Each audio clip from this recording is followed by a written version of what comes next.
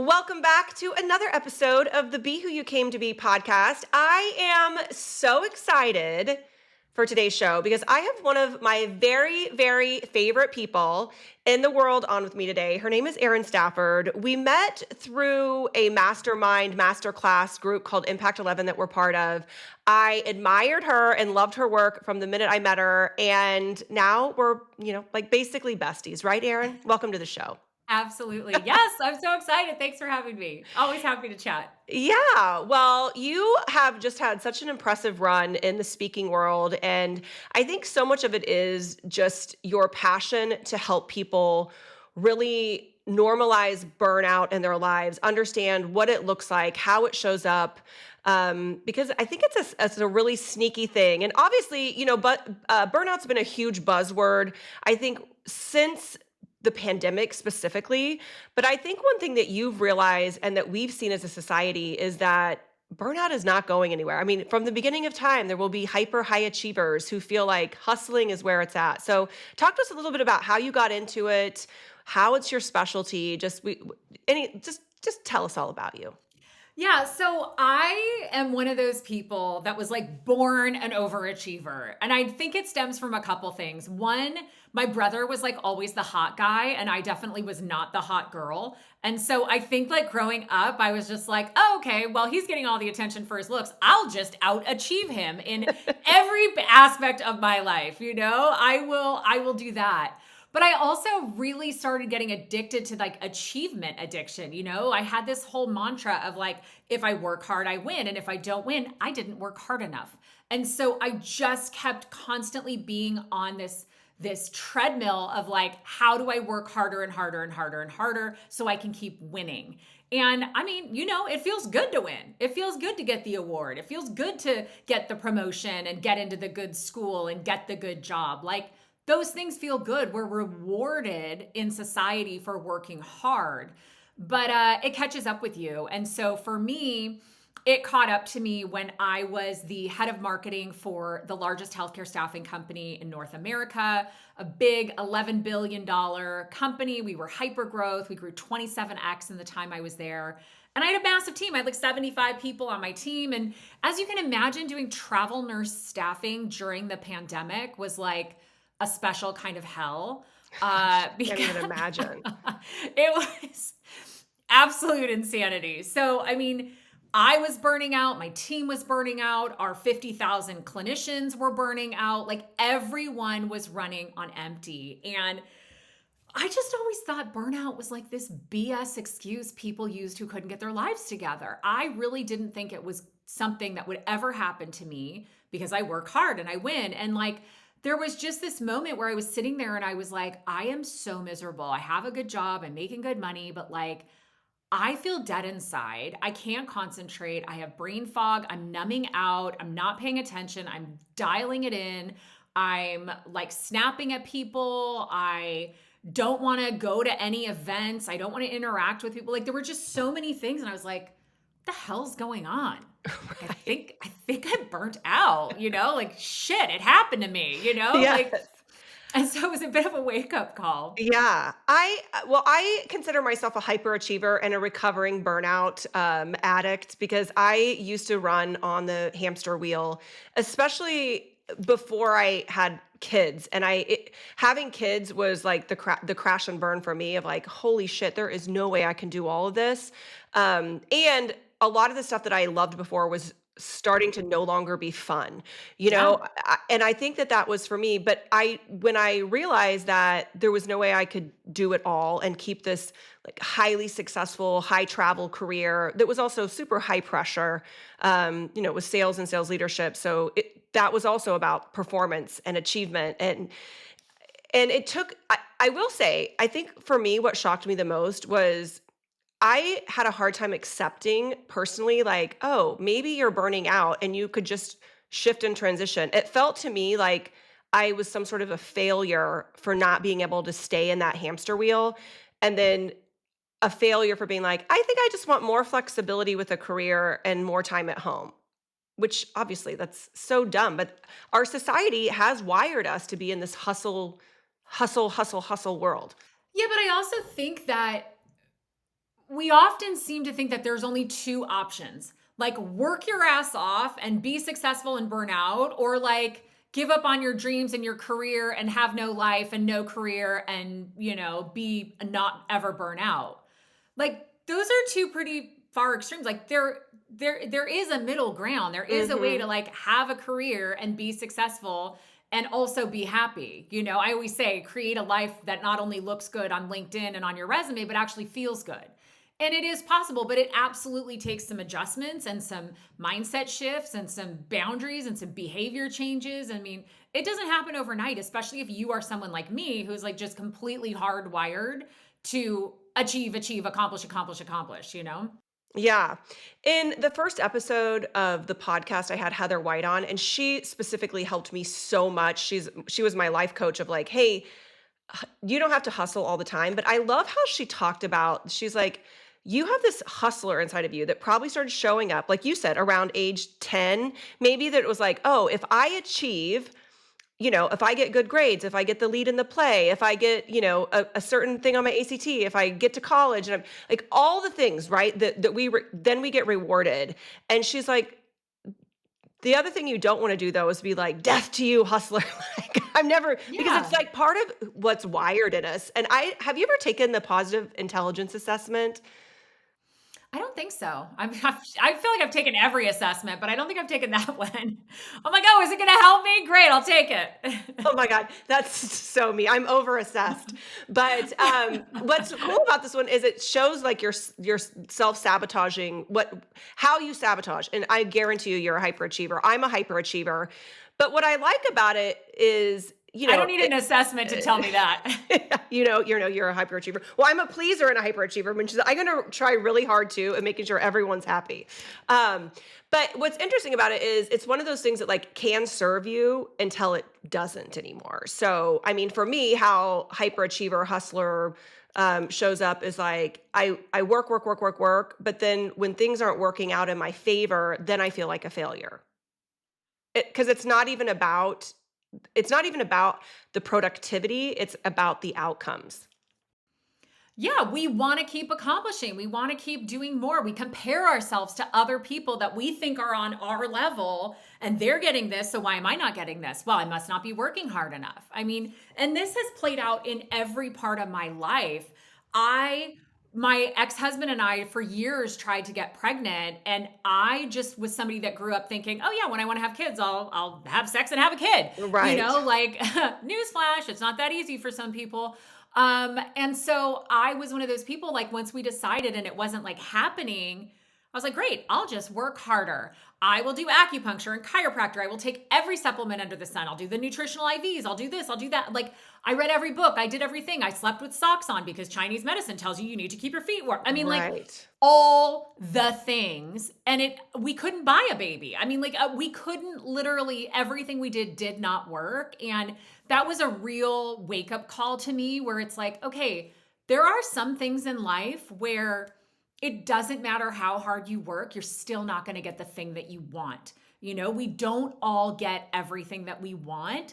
That was my cross to bear and what I had to deal with. I know so many other people have dealt with like health issues and family problems and children and like, we all have our issues and our challenges, but it was a real wake up call to me where I was like, oh my God, like no amount of work that I put into this, no amount of therapy, no amount of blood test or, IVF, God knows how many rounds of IVF we did. Like, I can't just work harder to make this happen. It's still not going to happen. And I think that was a real wake up call to me where I was like, okay, it doesn't really matter sometimes how hard you work. Like I was probably just running myself into the ground so much that like, of course there was no way I was going to get pregnant. I was like doing too many things. I had to just take things off my schedule and slow down and stop. Right. Well, and the body, first off, you have been so vulnerable in sharing your infertility journey, which is so important that people are sharing these stories. And I watched the thing that you just did the other day of just all the shots, all the shots, all the shots. And it is, I mean, for someone who, I didn't have a problem getting pregnant. I remember thinking though at age 30, I was like, God, if we're going to have kids, maybe we should, we had been married for 7 years. And I was like, maybe we should try. And we were one of those super lucky couples. I joke that Scott walked by my underwear and I got pregnant. But I can't imagine the physical tax, because you're trying to do something physically, and you hear Yeah. about, right, the people who like tried forever to get pregnant and then they finally adopted a baby and then they're pregnant It's because their body's yeah, finally like, holy shit, like you can finally just, relax. Yeah. yes. Yeah. Yeah, and I mean, also at the same time that all this was happening, it was during the pandemic. And well, part of it was during, we started before the pandemic, but I mean, we were still doing IVF through the pandemic and all this stuff. And like, I had a very stressful job and a boss that was very demanding. Like anybody on an executive leadership team, you don't, that those jobs are not a walk in the park. They've hired you because you can get shit done, Mhm. and usually the people that are the CEO, they're pretty demanding of what they Yeah. want from you. So Right. Right. that's why you get paid well because you're dealing with a lot of stuff and there's a lot of pressure. So I had this big team I was managing. I had a boss that was demanding a lot. We were in the pandemic, so we were flying blind doing all this stuff. I had all of these drugs that I was taking for hormones and all of this stuff, the shots and the oh my god, there's the amount of doctor's appointments you need to Ugh, I have and can't getting imagine. Yes. poked Ugh. and prodded in every orifice and like Mm. just you're just like wow, well there goes all my like humility, sure, come on in, everybody's taking a look, Yes. Oh, and like we've it's got a med just student here today to watch. Great. Bring yeah. him in. Yeah, I'm like, well, let's bring the whole class in. What the hell? Why not at this point? So it's a lot to deal with. And I just Right. remember there were times where like I was in the waiting room at the IVF clinic and I'm on the phone with my boss getting berated about some ad campaign that he wasn't happy with. And I'm just like, oh my God, I'm like, no wonder I'm not getting pregnant. Like there's so much crap happening. It's hard to balance, and I think there were a lot of things that led up to me realizing I was burnout. Obviously, the stuff that was going on in my personal life with all of the fertility treatments was part of it. But I had a real come to Jesus moment when my boss called me up one day and he was like, "Erin, it doesn't seem like you want to be here. It feels like you're just phoning it in. Do you want to resign?" Like I got asked if I want to resign. That is literally like one hair above being fired. And I am somebody that works hard and wins. Like I am not somebody that gets fired. I'm not somebody that gets asked if they want to resign. Like that's not how I have run my life. And that was really that moment where I was like, "Oh shit. Like this is noticeable now. It's not just me that's starting to feel this like Right. Right. people are noticing. I better get my act together. I gotta better figure out how to get out of this funk. What do you think some of the early, because I feel like the problem that our society has with burnout is it's too late. Yeah. Sometimes because you just it's right, there's no more wick in the candle, like, there's no Yep. more light to be shined because you're so done, and then you end up having to quit the job or find a new Yep. direction, or it impacts your relationships to the point of where if we just would have seen this coming versus, Mhm. like, hitting the wall, Yeah.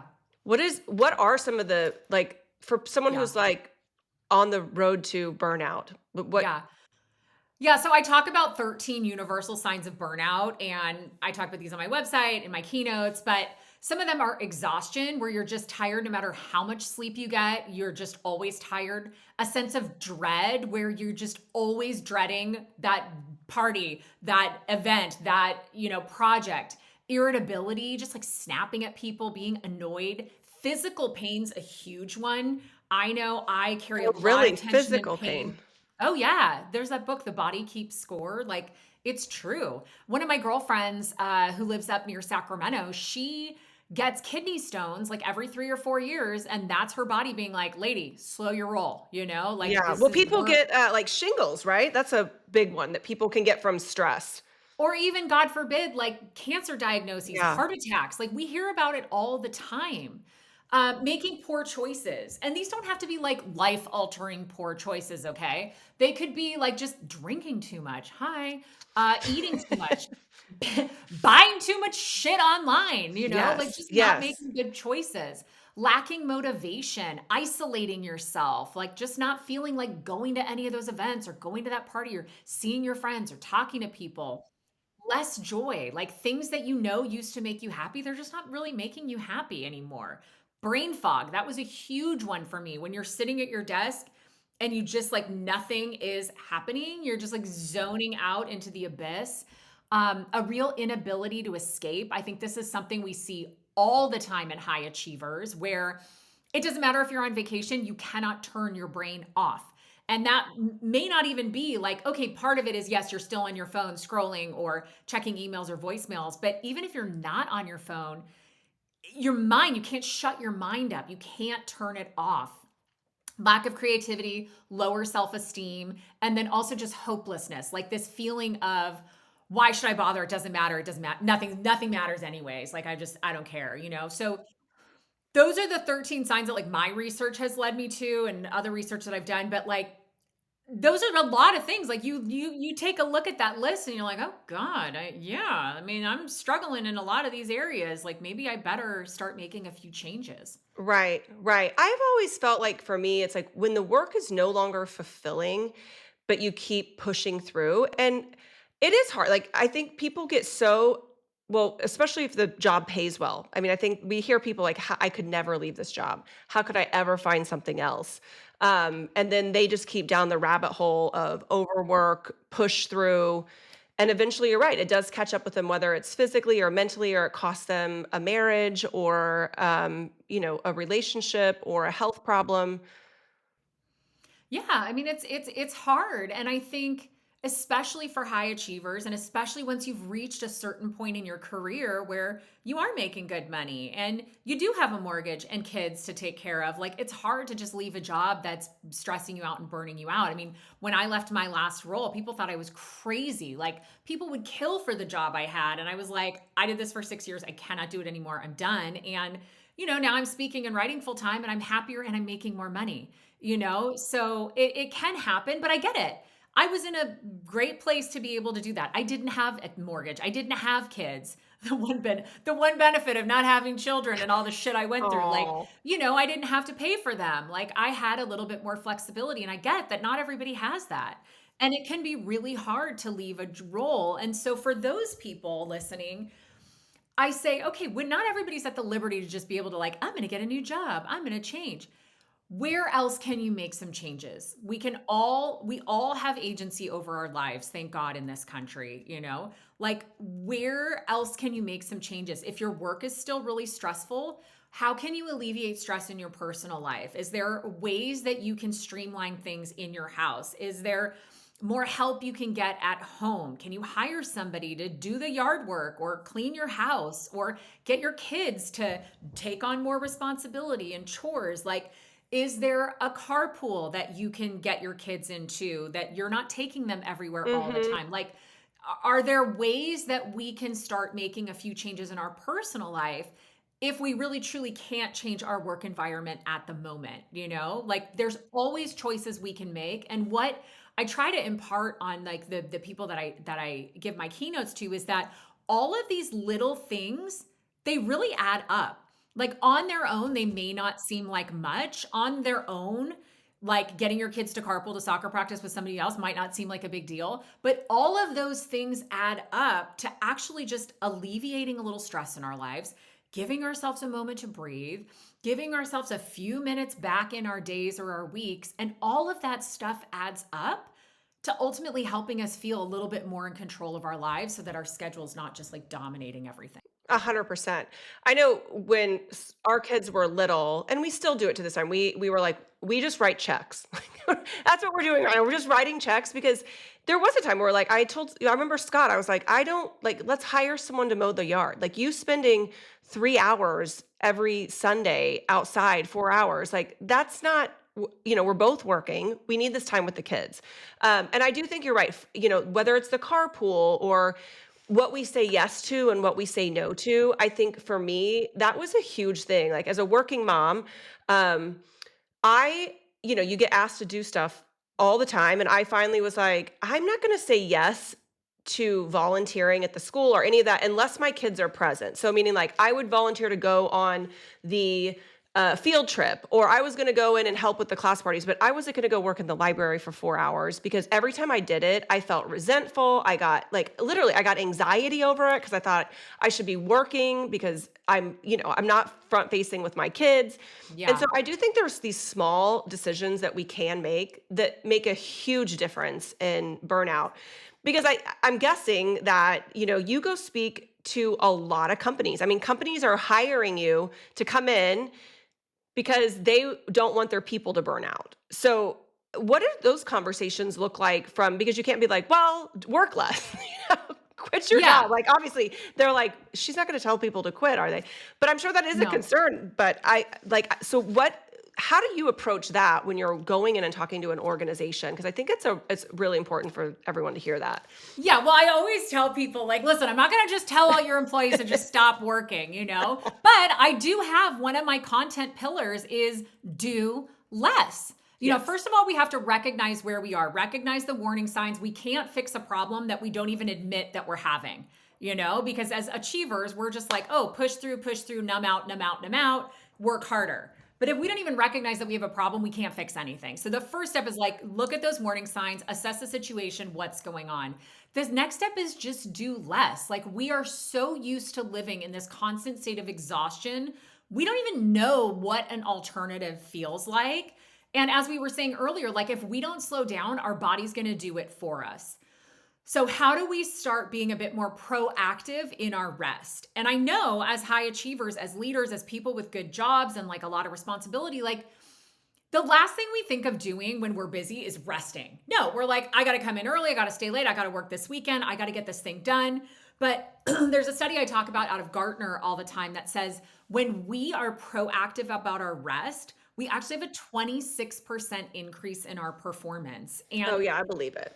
it makes sense. Like we've all been there where you're sitting at your desk and you're trying to do something and you're just like staring off into the abyss and it's taking you 3 hours to get something done. Whereas like if we just could like take a step back and um get some rest, all of a sudden you can come back to your desk and you're like, oh, let me just knock this out in 15 minutes. Like it's crazy. So I talk about getting little pockets of peace into your calendar. Like how can we increase those little moments of rest and relaxation? Because it's not just about going to take some, 2-week trip to Bali. That's fine, but like you could come back even more stressed out if you're not Agreed. changing any of your behaviors or your mindsets. So, how do we start taking things off our calendar that are not moving the needle either personally or professionally? And if we can't take anything off professionally, then what can we take off personally? Because, of course, there's always going to be sprints where, yeah, you just are in a busy season and maybe it's a week or a month or 3 months.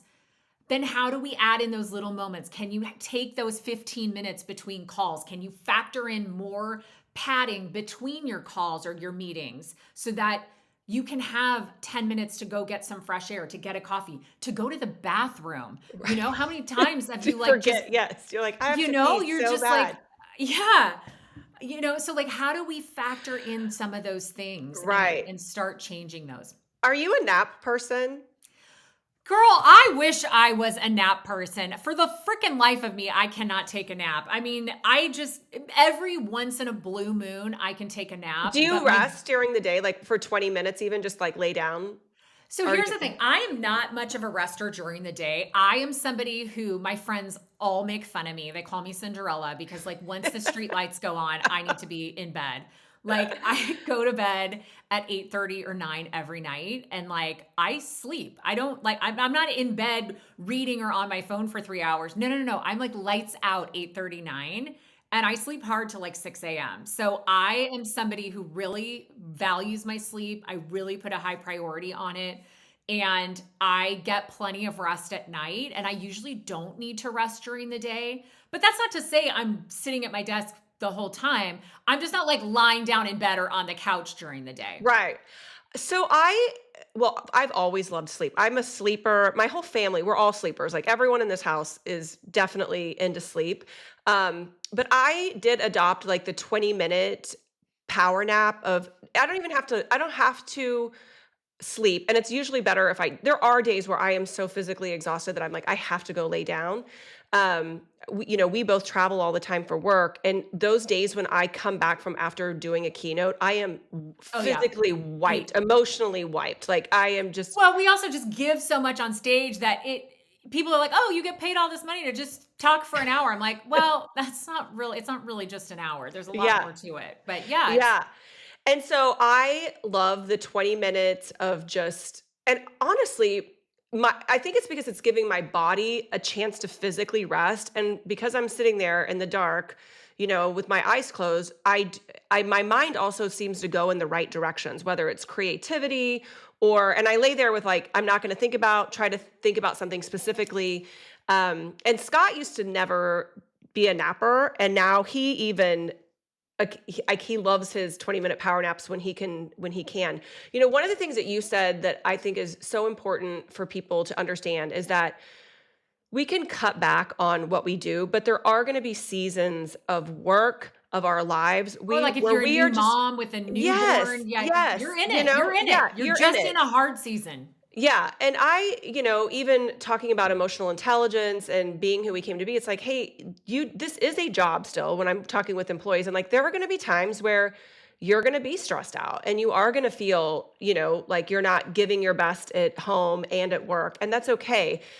But I think when we can recognize those, and so Scott, my husband, is a mutual fund manager. He works on a mutual fund, and we just know that 4 times a year, when it's earnings, he is going to be working his ass off nonstop. Like it's going to be long days, early mornings, and so that's just when I pull more of my weight. Or if I know that I'm speaking, then it's like, hey, we need to look at this because our boys are finally driving, but there was a long time where someone had to be there to pick them up and do all this. And so we really had to figure out, how to ask for help. And I think that, it is nice if you have a partner that can really help you during those times. Yeah, and also just know that like you're not always going to have this perfect balance. It doesn't Right. happen. We all have Right. seasons at work and in our personal lives that are tricky, that are difficult, that are hard, that are busy. And so it's in those moments where you're like, okay, if I know I have this really busy week or month, can I take a day off afterwards? Can I already schedule that in so I know it's coming? Can I, find these little pockets of peace in my calendar where I have 15 minutes here, or maybe instead of 60-minute meetings, I'm only booking 50-minute meetings to give myself those 10 minutes back during the No, that's day. smart. Yeah. Maybe like I just give myself some grace this week and remove a little guilt and a little shame and be like, you know what?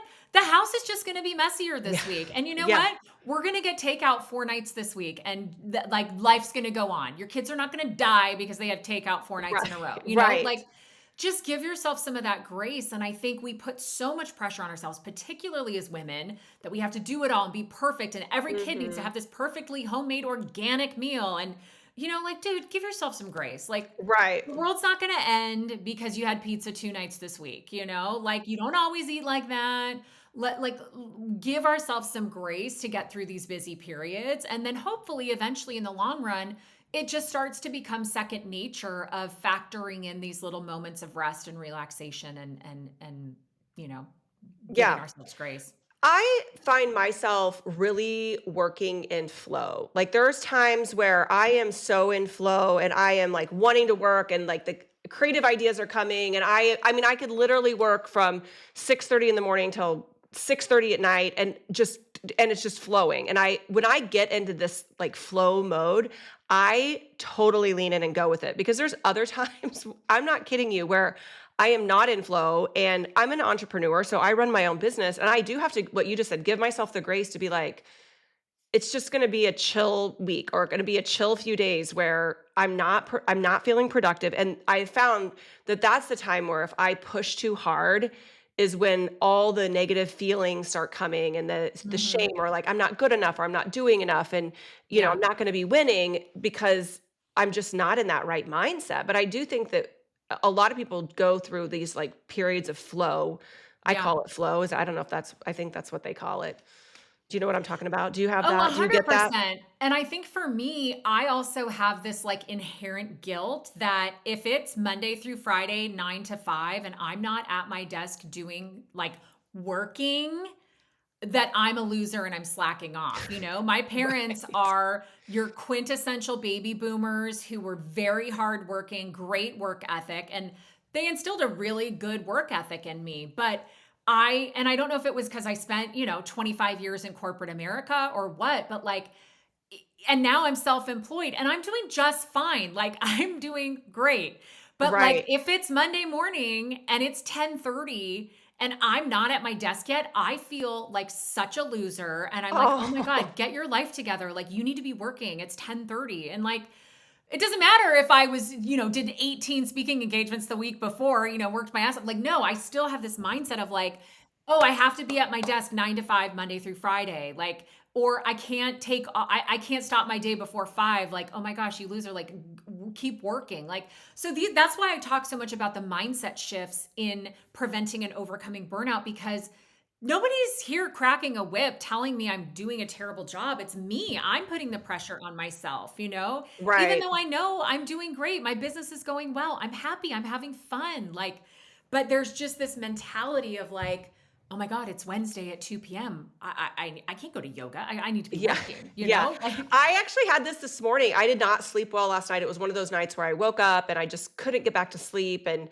um, I make my boys breakfast in the morning and I make Ben lunch. And it was 6:30 this morning. And I was like, my body felt so tired. I was like, I bet I could go back to sleep right now. Oh, but that will make me shitty because it's Monday morning. And if I don't get Ben breakfast and make his lunch, and I finally was just like, this is so dumb.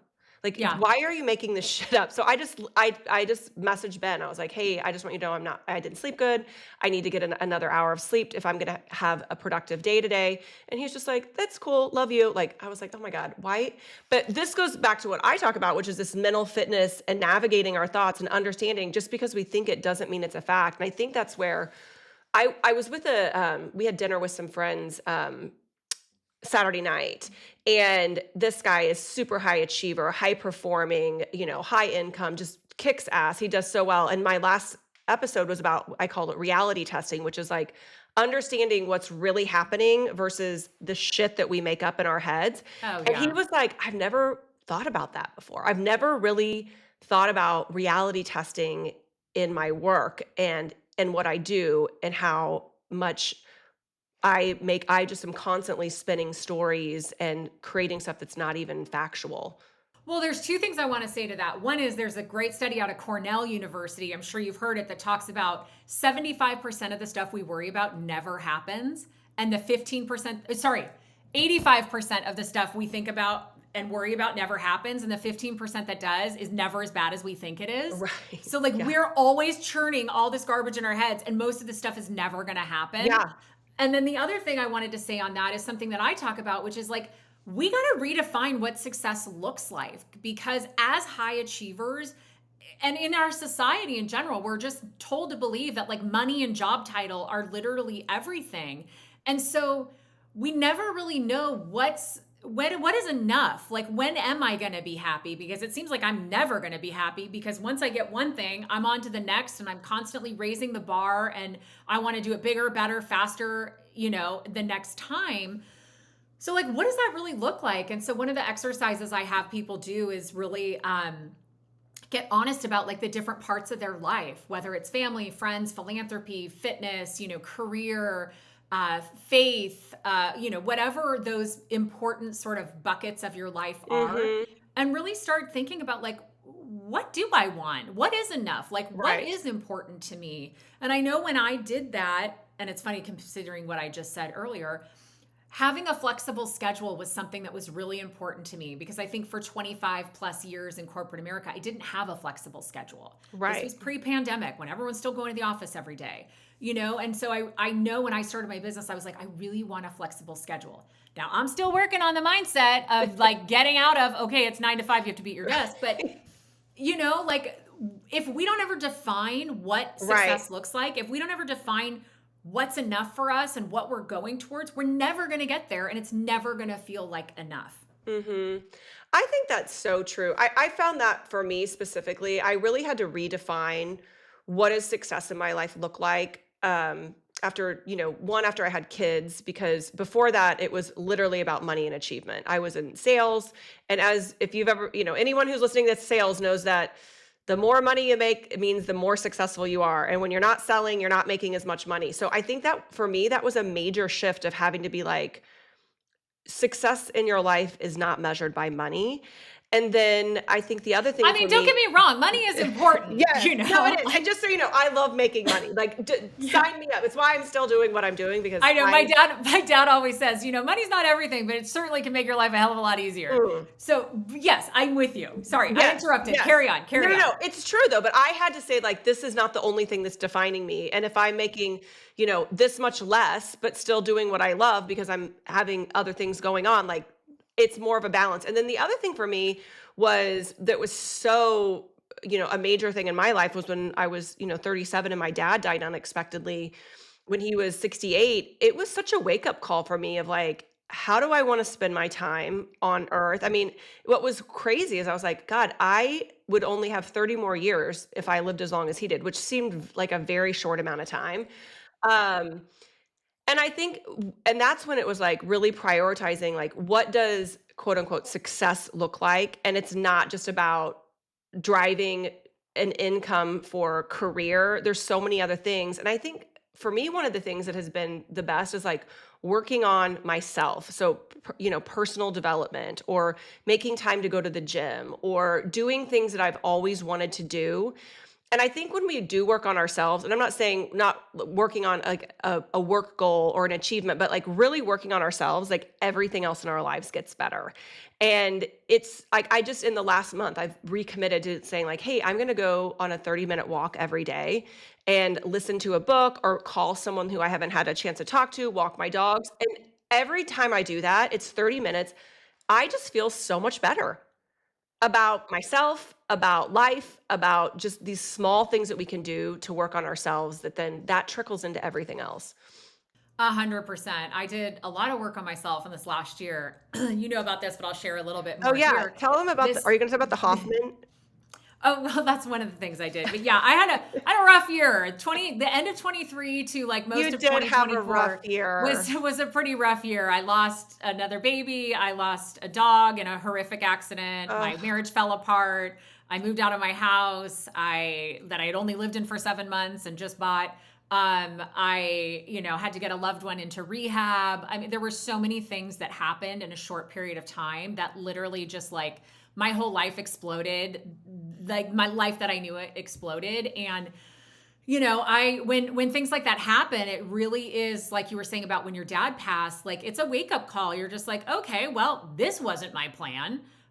This is Right. not, I didn't think I had this on my bingo card, but here I am. And like, how am I going to deal with this? And so I went on this real inner journey in the last sort of 18 months of like doing all sorts of random inner work. I was doing like, I went to a breathing workshop, like a breath work workshop. I went to the Hoffman process, which is like the most woo woo thing I think I've ever done. It's like 7 days off the grid, no phone, no email, no this, no that. And you are doing like all sorts of inner child work. And I don't feel like I had like a bad childhood that I really needed to work on, but it really focuses on like the patterns that you've inherited from your parents. And we all have patterns that are not great. Everybody does.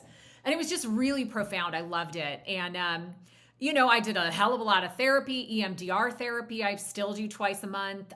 Like just so many different things. And I feel like I am such a more grounded person now. I have such a better vision of what I want for my life. And, despite everything that happened last year with my personal life exploding, my business, I've never made more money or had a better year in business. I made more Yeah. money than I've ever made. I spoke for Tony Robbins and some huge, massive brands. Like my book was a bestseller. Like I had an amazing year professionally. And I always like to talk about this because we're all faced with a lot of challenges. Everyone Mhm. has stuff that they're dealing with. And work can be stressful and crazy, and your personal life amazing, or vice versa. And the two can coexist. We can have a really shit year in one part of our life and an epic year in another part of our life Right. at the same time. Like, just because one part of your life is not going so hot doesn't mean your whole life is a write-off and you should just completely give up. Like, control the controllables. What else can you work on? And like you're saying about going on your 30-minute exercise, like walk every morning, like Nobody feels worse after exercising than they did before. Like, even Right. if you do a half-ass crappy workout, you're still like, "Oh, I'm glad I did. I feel better. Yeah. I moved my body," you know?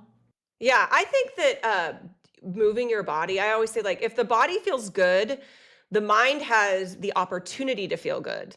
When the body feels bad, it's very hard for the mind to feel good. It's very hard to if you're physically not feeling well, and I think that that is when, burnout takes its toll. One thing, before we start to wrap up here, I would love to know, like, what do you think the pandemic?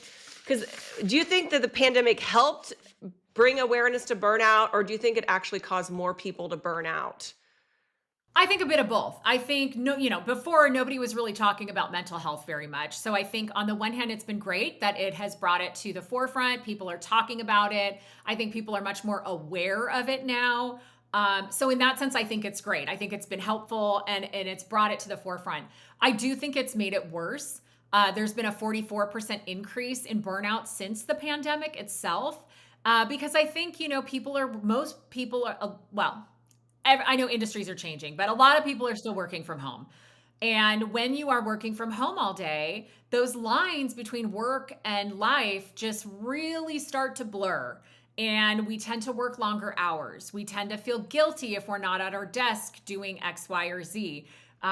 We tend to struggle to turn off the work part of our brain because not everybody is lucky enough to have like a full, perfectly extra bedroom as their office. Like some people, it's in their living room, it's in their bedroom. Like Right. you're It's on their constantly, kitchen table, right. yeah, you're constantly staring at your desk and your computer, and you can't just really shut the door and turn it all off. So I think in that sense, it's definitely gotten worse since the pandemic. We know that the statistics tell us that, but I think also it's just, the lines are blurring a lot more. And I also think that also employers are expecting a bit more of people because it's like, okay, well, if you're working from home, then you better really be delivering 110%. And so I think there's a lot of pressure that employers are putting on people, but people are also putting on themselves because they're like, oh, I don't want them to think I'm slacking off. Like I'm at home, but I want them to know I'm working, you know? Right, right. That they think I I think that gosh, I agree. I think it's gotten better for some people and worse for others, right? I mean, the people who like for Scott specifically, my husband who worked on the market, I mean, he would be gone from 6 a.m. to 6 p.m. And the culture shifted because of the pandemic. And suddenly, it was like, oh, I guess you don't have to be in the office. But I guess if I was an employer, though, if I had my company, I would want people to come into the office. I just would. I mean, you know, Well, just for I part of also that. think that like people today who have just started working in the workforce, like I think they grew up and matured in a time during the pandemic and since where a lot of people and if not most are working from home. And Mhm. my last job, yes, it was stressful and we had a lot to deal with, but I loved going into the office. We had Yeah. such a great culture. We laughed our asses off. We had so much fun. And it was so fun to have the camaraderie and the banter and like it would have in-person meetings. Like it was so much fun. We really genuinely enjoyed going to work every day.